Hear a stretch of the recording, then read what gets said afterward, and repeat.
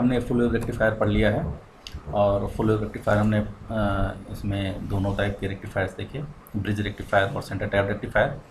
अब हम क्या करेंगे कि कैलकुलेट करेंगे एवरेज डीसी वोल्टेज और एवरेज डीसी लोड करंट की वैल्यू, जो कि हमने हाफ वेव में पहले ही कैलकुलेट की है। और हाफ वेव में इसकी वैल्यू क्या आई है, आप लोग अगर ध्यान हो तो ये आई है Vm upon pi load voltage की, और आई है Im upon pi load current की। Im अपॉन पाई ये हमने कैलकुलेट किया हुआ है। अगर आप लोगों ने ना देखा हो तो आप लोग पहले इसको देख लीजिए। VDC की ये वैल्यू आई है Vm अपॉन पाई, IDC की आई है Im अपॉन पाई। ठीक है, अब हम देखते हैं यहाँ पर फुल वेव रेक्टिफायर में ऐसा क्या होता है। तो हम लोग जानते हैं फुल वेव रेक्टिफायर में आपको जो आउटपुट मिलता है वो 0 से पाई और 0 से 2 पाई, 0 से पाई और पाई से 2 पाई दोनों के बीच में आपको ये आपको आउटपुट वेव मिलती है। तो हम जानते हैं कि एवरेज डीसी वोल्टेज जैसे हमने हाफ वेव रेक्टिफायर में निकाला था वैसे ही फुल वेव में निकालेंगे। VDC average DC voltage, VDC equal to, हम क्या करते हैं सबसे पहले इंटीग्रेट करेंगे 0 से। अब यहाँ पर देखिए ये जो सिग्नल है आपको, ये जो वेव मिल रही है यहाँ पर, इसकी एक साइकिल 0 से पाई के बीच में कंप्लीट हो जा रही है। फिर यहाँ से देखिए दूसरी साइकिल, तो चाहे आप यहाँ से यहाँ तक को माने या फिर हम एक ही मानते हैं, 0 से पाई के बीच में एक साइकिल पूरी कंप्लीट हो जा रही है इसकी, और इसी साइकिल को देखिए बार बार ये रिपीट कर रहा है। तो 0 से पाई के बीच, 0 से पाई और V0 ये आउटपुट वोल्टेज है d⍵t डिवाइडेड बाई इसका जो एवरेज लेना है, तो एवरेज मीन्स पाई माइनस 0। ठीक है, आप लोग चाहें तो याद होगा आप लोगों को, हमने जो हाफ वेव रेक्टिफिकेशन में हम जो डिस्कस कर रहे थे, हाफ वेव रेक्टिफिकेशन में हमने क्या किया है 0 से 2 पाई लिया है, क्योंकि वहाँ पर जो साइकिल थी ये ऐसे होकर ये एक साइकिल कंप्लीट हो रही थी, फिर उसके बाद वही साइकिल बार बार रिपीट हो रही थी। यहाँ पर ये साइकिल 0 से पाई के बीच में ही हो रही है और बार बार यही रिपीट हो रहा है। तो चाहे आप 0 से पाई V0 d⍵t upon pi minus 0 करिएगा, या चाहे तो आप 0 से 2 पाई भी कर लेंगे, 0 से 2 पाई V0 d⍵t upon 2 pi minus 0 करेंगे तब भी सेम आएगा। मैं 0 से पाई के बीच कर रहा हूँ, ठीक है, आप लोग उससे भी ट्राई करेंगे तो ये वैल्यू सेम ही आएगी। अब आप देखिए ये कितना हो जाएगा, ये 1 अपॉन पाई, ये इसको बाहर हम ले लेते हैं, 1 अपॉन पाई इसको इधर कर लिया, 0 से पाई, ओके। V0 d⍵t, V0 की वैल्यू क्या है, V इन के बराबर है, और V इन क्या है, V in is equal to Vm sin ⍵t d⍵t, okay. तो जैसे हमने कैलकुलेट किया था वैसे ही कैलकुलेट करेंगे। यहाँ से Vm बाहर ले सकते हैं तो Vm बाहर आ जाएगा, यहाँ बचेगा sin ⍵t, और sin ⍵t का इंटीग्रेशन क्या होता है, sin ⍵t का इंटीग्रेशन, sin ⍵t का इंटीग्रेशन होगा है माइनस कॉस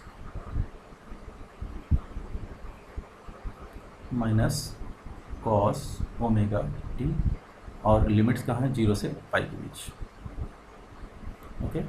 इसको सॉल्व करेंगे तो ये हो जाएगा Vm अपॉन पाई, और ये माइनस कॉस ⍵t मतलब means minus cos of pi minus cos 0, okay. तो कॉस पाई की वैल्यू होती है -1, तो माइनस माइनस प्लस 1 हो जाएगा, और ये कॉस 0 की 1 माइनस 1 प्लस 1, तो ये टोटल हो जाएगा 2, ब्रैकेट के अंदर ये हो जाएगा 2, ये पूरा का पूरा वैल्यू हो जाएगी 2। तो आपको यहाँ से VDC की जो वैल्यू मिलेगी वो VDC की वैल्यू यहाँ से मिलेगी 2 Vm upon pi, 2 Vm upon pi, okay. ये आ गई एवरेज वैल्यू या DC value of load voltage 2 Vm upon pi, किस कंडीशन में, फुल वेव रेक्टिफिकेशन कंडीशन। इसी तरीके से इसकी लोड करंट भी निकाल लें। लोड करंट क्या होता है, तो VDC या IDC हमें निकालना है, अब करंट की वैल्यू निकालनी है, तो हम कुछ ऐसे भी लिख सकते हैं, IDC हमें निकालना है, I एवरेज या IDC इसको कहते हैं, चाहे I एवरेज कहिए चाहे IDC कहिए, IDC या I एवरेज, एवरेज, यहाँ पर भी VDC अभी एवरेज इज इक्वल टू हो जाएगा, आई इक्वल टू क्या था, V अपॉन आर, तो ये हो जाएगा VDC अपॉन RL। ठीक है, तो यहाँ से आपको IDC की वैल्यू आ जाएगी, VDC की वैल्यू आपने निकाली है 2 VM upon pi into RL हो जाएगा ये। और आप लोग जानते हैं VM अपॉन RL क्या होता है, VM अपॉन RL होता है IM के बराबर। ये हमने पिछले वाले हाफ वेव में डिस्कस किया हुआ है, इसको आप देख लीजिएगा वहाँ से। तो ये आ जाएगा 2 VM अपॉन RL की वैल्यू आ जाएगी IM अपॉन पाई। ठीक है, तो यहाँ से आपको फुल वेव रेक्टिफायर के केस में average DC voltage 2 VM upon pi और एवरेज या DC लोड करंट की वैल्यू आ गई 2 IM अपॉन पाई, जबकि हाफ वेव रेक्टिफायर में थी VM अपॉन पाई और IM upon pi respectively. Okay, तो अब फुल वेव रेक्टिफायर में हमने VDC और IDC या एवरेज करंट या DC I एवरेज या IDC की वैल्यू और V एवरेज या VDC की वैल्यू हमने कैलकुलेट कर ली है। अब हम कैलकुलेट करेंगे RMS लोड करंट और RMS लोड वोल्टेज की वैल्यू, जो कि हमने हाफ वेव में पहले ही कैलकुलेट कर ली है, जो कि आई है IRMS की वैल्यू कितनी आई थी इसमें, IRMS की वैल्यू आई थी IM अपॉन 2 और ये होता है VRMS, उसकी वैल्यू आई थी VM अपॉन 2। ओके, अब यहाँ पर हम एक एक करके देखेंगे। सबसे पहले हम देखते हैं RMS load current, RMS load current जैसे वहाँ पर कैलकुलेट किया था हाफ वेव वाले में, वैसे ही यहाँ पर भी कैलकुलेट करेंगे। तो यहाँ पर RMS load current is equal to root mean square होता है, तो सबसे पहले स्क्वायर करेंगे यहाँ से स्क्वायर, तो square means I square D omega T. Okay, इसको इंटीग्रेट करेंगे 0 से पाई के बीच में, आप 2 पाई भी कर सकते हैं। तो जब 0 से पाई कर रहे हैं तो हम यहाँ पर लिमिट जो इसको डिवाइड करेंगे इसके मीन से, इसका मीन जो है ये पाई रखेंगे, लेकिन अगर आप 0 से 2 पाई करिएगा तो यहाँ पर 2 पाई रखिएगा, मैंने पाई लिया हुआ है। ठीक है, दोनों केस में रिजल्ट सेम आएगा। तो यहाँ पर स्क्वायर हो गया, मीन हो गया, और अब रूट ले लेना है, तो root under root of all these things. ठीक है, अब इसको कैलकुलेट करिए इसको, तो ये हो जाएगा 1 अपॉन पाई 0 से पाई आई स्क्वायर मतलब IM साइन ओमेगा टी का स्क्वायर, तो IM square sine square omega t हो जाएगा ये डी ओमेगा टी। ओके, तो यहाँ से आपको IRMS की वैल्यू आ जाएगी इक्वल टू अंडर रूट में 1 अपॉन पाई IM स्क्वायर, बल्कि कांस्टेंट है, इसको बाहर ले सकते हैं, तो IM स्क्वायर अपॉन पाई हो जाएगा ये, और इसके अंदर बचेगा साइन स्क्वायर ओमेगा टी। तो साइन स्क्वायर ओमेगा टी हम क्या लिख सकते हैं, साइन स्क्वायर ओमेगा टी को लिख सकते हैं 1 minus cos 2 omega T, same जैसे हमने हाफ वेव में किया था, फार्मूला है कॉस 2 ओमेगा टी वाला, उसी को आप रख दीजिए। ओके, तो इसको थोड़ा सा सिंप्लीफाई करेंगे और तो यहाँ से IRMS की वैल्यू आ जाएगी, IRMS की वैल्यू आ जाएगी under root IM square upon, अब ये 2 भी कांस्टेंट है, इसको बाहर ले लीजिए, हो जाएगा 2 पाई, और ये बचेगा 0 से पाई 1 minus cos 2 omega T D omega T. Okay, तो ओमेगा टी के रिस्पेक्ट में इसको इंटीग्रेट कर दीजिए, कुछ ऐसा आएगा ये IM स्क्वायर अपॉन 2 पाई, तो बाहर है 2 पाई, और 1 का इंटीग्रेशन हो जाएगा ओमेगा टी कांस्टेंट है, माइनस कॉस 2 ओमेगा टी हो जाएगा sine 2 omega t divided by 2, और लिमिट है 0 से पाई, तो लिमिट आप रखिएगा इसको, इसकी वैल्यू कैलकुलेट करिएगा, तो ये वैल्यू आएगी under root IM square upon 2 pi, और एक एक करके रखिए, ये पाई हो जाएगा, अगर पहले तो पाई रखेंगे, pi minus sine 2 pi upon 2 minus 0, ये 0 रखेंगे तो 0 minus minus plus sine 0 upon 2। Okay, तो ये 0 है, साइन 2 पाई की वैल्यू साइन 0 की वैल्यू 0 है, तो यहाँ से सिर्फ पाई बचेगा और पाई भी कैंसिल हो जाएगा, तो यहाँ से IRMS की जो वैल्यू, यहाँ पर सिर्फ पाई बचेगा ब्रैकेट में, और पाई से पाई भी कैंसिल हो जाएगा, तो IRMS की वैल्यू आप देखेंगे आ जाएगी आपकी IM² अपॉन 2, तो अंडर रूट से जब बाहर निकालेंगे तो बचेगा IM अपॉन अंडर रूट 2। ये आपकी आ गई IRMS की value, IM upon under root. ठीक है, इसी तरीके से हम लोड, ये करंट आई है RMS करंट, और इसी तरीके से हम RMS वोल्टेज निकाल सकते हैं। RMS लोड वोल्टेज वो कैसे निकलेगा, RMS load voltage VRMS will be equal to, sorry हाँ, voltage V equal to IR होता है, तो V equal to I into R। तो I की वैल्यू आपने निकाली है, I की वैल्यू आपने निकाली है कितनी, IM into RA upon under root 2। ठीक है, IM की वैल्यू आप जानते हैं कितनी होती है, IM की वैल्यू क्या है, IM की वैल्यू होती है VM अपॉन RL। तो VM अपॉन, ये IM की वैल्यू क्या होती है, ये आप जानते हैं, पिछले हाफ वेव में हमने देखा भी था, VM अपॉन RL। तो RL कैंसिल हो जाएगा, तो यहाँ से VRMS की वैल्यू आएगी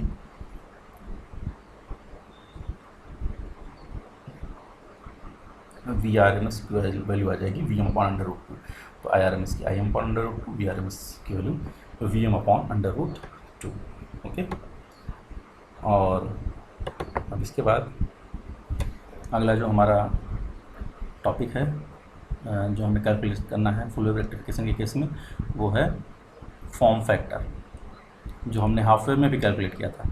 तो हाफ वेव में फॉर्म फैक्टर और यहाँ फुल वेव में सेम है, कोई डिफरेंस नहीं है। अगर आप वहाँ पढ़े होंगे तो यहाँ आपको समझने में आसानी होगी। तो फॉर्म फैक्टर की वैल्यू हमने क्या देखी थी, कितनी होती है, RMS value of load voltage divided by average value of load voltage, या फिर चाहे करंट के रूप में भी लिखना चाहें तो RMS value of load current divided by average value of load current, या DC value of load current. आपने दोनों की वैल्यू निकाली हुई है अभी। RMS की वैल्यू अभी आपने क्या निकाली, VRMS की वैल्यू आपने निकाली VM अपॉन अंडर रूट 2, और एवरेज वैल्यू आपने क्या निकाली 2 VM अपॉन पाई।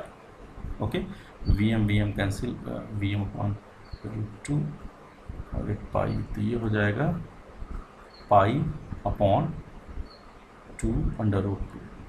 तो पाई की वैल्यू 3.14 रख के इसको करिएगा तो ये फॉर्म फैक्टर की वैल्यू आ जाएगी लगभग 1.11। ठीक है, और उसमें लगभग शायद 1.57 थी आई थिंक हाफ वेव वाले में। तो ये फॉर्म फैक्टर हो गया। फॉर्म फैक्टर हो गया तो आपका रिपल फैक्टर भी निकालना आसान है। रिपल फैक्टर क्या रिप्रेजेंट करता है कि कितने रिपल्स हैं, मीन्स AC कंपोनेंट्स को रिप्रेजेंट करता है। तो इसको कैसे निकालते हैं, तो रिपल फैक्टर आप लोग जानते हैं क्या रिप्रेजेंट करता है, परसेंटेज ऑफ AC कंपोनेंट। क्योंकि हम जानते हैं जो हमारी AC है उसमें कुछ फैक्टर या कुछ पार्ट जो हमारा आउटपुट है, जो हमारा आउटपुट आता है DC, उस DC में कुछ पार्ट AC के भी रहते हैं, कुछ कंपोनेंट। तो ये जो रिपल फैक्टर है वो रिप्रेजेंट करता है कि कितना परसेंटेज ऑफ AC कंपोनेंट है। इसको हम लोगों ने देखा था, कैलकुलेट किया था इसकी वैल्यू। तो ये इसको गामा से रिप्रेजेंट करते हैं, गामा इज इक्वल टू, ये आप लोग देख लीजिएगा हाफ वेव रेक्टिफायर में हमने इसका डेरिवेशन भी किया है, और इसको ये होता है फॉर्म फैक्टर स्क्वायर -1 के आया था। ठीक है, यहाँ मैं डायरेक्ट लिख रहा हूँ, लेकिन आप लोग वहाँ से देख लीजिएगा ज़रूर जाके हाफ वेव वाले में। और फॉर्म फैक्टर की वैल्यू आपने निकाली है 1.11 का स्क्वायर -1। तो यहाँ से आप इसको रखेंगे तो ये आ जाएगा 0.481 के आसपास आ जाएगा। ठीक है, तो ये फुल वेव रेक्टिफायर का रिपल फैक्टर है 0.481, और ये मिनिमम होना चाहिए, कम होना चाहिए। तो हाफ वेव में इसकी वैल्यू ज़्यादा थी, बल्कि हाफ वेव का अगर आपको याद हो 1.21 थी, और इसमें 0.481 है। इसका मतलब इसमें जो है DC कंपोनेंट्स ज़्यादा है, AC कंपोनेंट्स कम है, और जो कि हमारा रिक्वायरमेंट भी होता है। ठीक है, और आइडियली इसकी वैल्यू 0 होनी चाहिए। ठीक है, तो ये हो गया फॉर्म फैक्टर और रिपल फैक्टर। अगला टॉपिक है हमारा इसका कैलकुलेशन का, फुल रेक्टिफिकेशन एफिशिएंसी हम कैलकुलेट करेंगे। तो एफिशिएंसी किसी चीज़ क्या होती है, इनपुट के मुकाबले कितना आउटपुट दे रहा है। तो इनपुट हम दे रहे हैं AC पावर, तो हम इसमें देखते हैं इनपुट AC पावर के रिस्पेक्ट में हमें आउटपुट DC पावर कितनी मिल रही है, तो वो हमारी एफिशिएंसी दिखाती है। तो power equal to P equal to I² R होता है, तो आउटपुट DC पावर है तो IDC स्क्वायर इंटू R। ठीक है, divide by input AC power, तो AC पावर को IRMS square into RL into 100%। ठीक है, तो IDC की वैल्यू आपने निकाली है, कितनी आई थी IDC की वैल्यू भी, IDC की वैल्यू आपने निकाली अभी कैलकुलेट की है, वो आई है 2 वी एम अपॉन पाई या 2im अपॉन पाई, यहाँ पर 2im अपॉन पाई का स्क्वायर, और आई आर एम एस की वैल्यू भी जस्ट हमने निकाली है, वो आई है कितनी, im अपॉन √2, ठीक है, का स्क्वायर इंटू 100%। तो यहाँ इसको आप देखिएगा तो im स्क्वायर और im स्क्वायर कैंसिल हो जाएगा, नीचे 2, ये नीचे 2 हो जाएगा, तो ये हो जाएगा 4, और ये 2 ऊपर जाएगा तो ये हो जाएगा 8। इसको सॉल्व करिएगा तो ये हो जाएगा, ये 2 नीचे से ऊपर जाएगा, ये 8, यहाँ ये कैंसिल हो जाएगा, तो टोटल बचेगा 8 अपॉन पाई स्क्वायर इंटू 100%। तो आप 8 बटे पाई स्क्वायर 3.14 वैल्यू रखिएगा, तो यहाँ से आपको जो ईटा की वैल्यू मिलेगी, इट मीन्स एफिशिएंसी मिलेगी आपको, ये आपको इस केस में मिलेगी 81.13%। फुल वेव रेक्टिफायर के केस में जो एफिशिएंसी होती है 81.13 होती है, जबकि हाफ वेव में आपने याद होगा आपने निकाला था लगभग ये 40.56% के आसपास आई थी, तो इसकी एफिशिएंसी ज़्यादा होती है ऑब्वियस, ठीक है, फुल वेव रेक्टिफायर की, और ये हाफ वेव में बहुत कम होती है, ठीक। नेक्स्ट हमारा जो नेक्स्ट है लास्ट पार्ट है जो हमने हाफ वेव में कैलकुलेट कर लिया है, वो पीआईवी, पीक इनवर्स वोल्टेज। तो पीक इनवर्स वोल्टेज क्या होता है, वह मैक्सिमम वोल्टेज, पीक मतलब वह मैक्सिमम इनवर्स वोल्टेज, वह मैक्सिमम इनवर्स वोल्टेज जो कि किसी डायोड के अक्रॉस हम रिवर्स बायस केस में अप्लाई कर सकते हैं, और डायोड वो बिना ब्रेकडाउन हुए वो डायोड, विदाउट ब्रेकडाउन वो डायोड उसको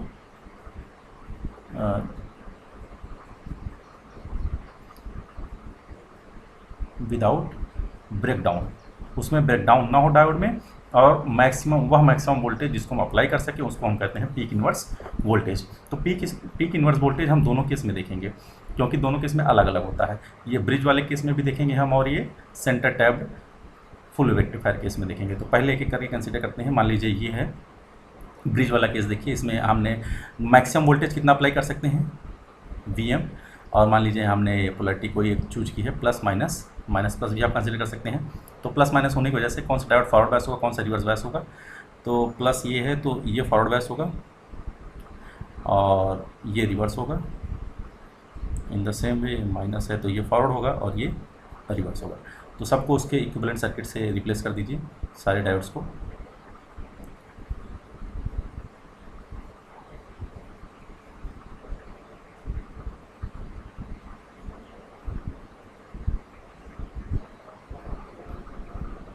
जो फॉरवर्ड है इट मीन्स इसका इक्विवेलेंट सर्किट क्या होगा, इसको आप शॉर्ट कर दीजिए, ठीक है।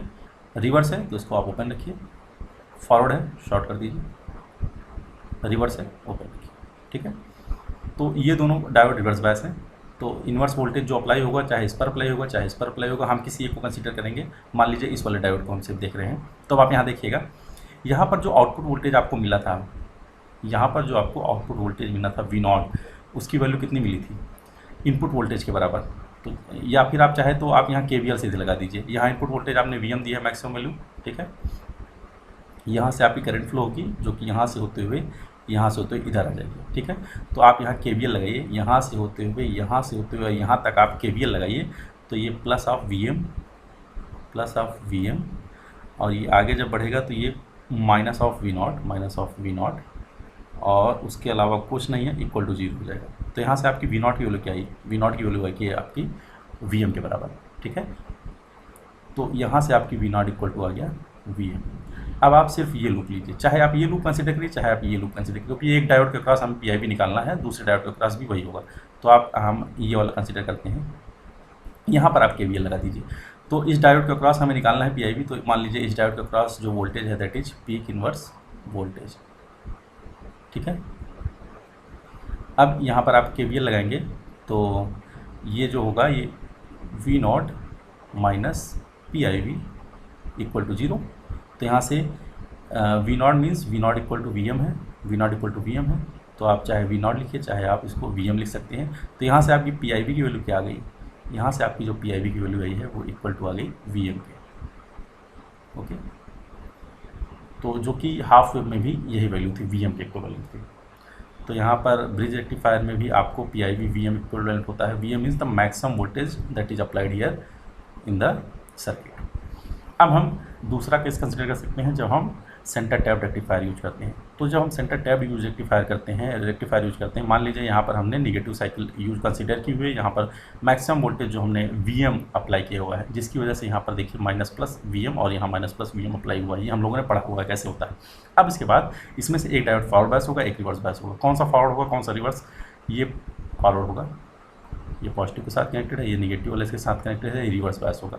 क्योंकि जो फॉरवर्ड है और जो रिवर्स बायस है उसको आप उसके इक्विवेलेंट सर्किट मतलब उसके समतुल्य सर्किट से रिप्लेस कर दीजिए। तो इसको रिप्लेस करते हैं हम लोग। तो रिप्लेस करने पर फॉरवर्ड है, फॉरवर्ड को रिप्लेस करने का तरीका क्या है कि उसको आप शॉर्ट कर दीजिए। रिवर्स को रिप्लेस करने का तरीका क्या है कि आप उसको ओपन रखने दीजिए। ठीक है, तो रिवर्स बायस के अक्रॉस जो वोल्टेज निकालना है हमें, वही हमारा क्या होगा, PIV होगा। ध्यान दीजिएगा। ठीक है, तो एक ही रिवर्स यहाँ हो रहा है, तो किसी के अक्रॉस चाहे आप इसको इस साइकिल में आप इसमें निकाल सकते हैं, दूसरी साइकिल में आप इसमें निकाल सकते हैं। यहाँ पर हमने इसमें निकालना है PIV। ठीक है, अब आप ध्यान दीजिए, यहाँ पर पहले ये जो लूप है इसमें KVL लगाइए। तो यहाँ पर KVL लगाएंगे तो आपको V0 की वैल्यू कितने के बराबर मिलेगी, V0 इक्वल टू VM मिलेगा। ठीक है, इस वाले में KVL लगाएंगे और अब आपको पता चल गया कि V0 की वैल्यू VM के बराबर है, इसका मतलब V0 इक्वल टू VM है। अब आप क्या करिए, यहाँ पर आप KVL लगा दीजिए, इस वाले में KVL लगाइए। तो जब इस वाले में KVL लगाएंगे, इस वाले लूप में, तो यहाँ देखिए ये वोल्टेज इसके क्रॉस क्या है, VM, और यहाँ पर मान लीजिए ये माइनस PIV, इसको हमें निकालना है, peak inverse voltage minus PIV, और उसके बाद ये प्लस VM इक्वल टू 0 हो जाएगा। ठीक है, ये KVL है, किरचॉफ वोल्टेज लॉ हमने लगाया हुआ है।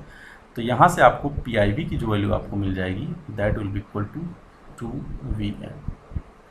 ठीक है, ये सिर्फ PIV की वैल्यू सब में VM के इक्वल होती है, लेकिन जब सेंटर टैप रेक्टिफायर यूज करेंगे तो वहाँ पर PIV इसकी 2VM के बराबर होती है। तो ठीक है, इसी के साथ ये फुल रेक्टिफायर खत्म होता है। Thank you.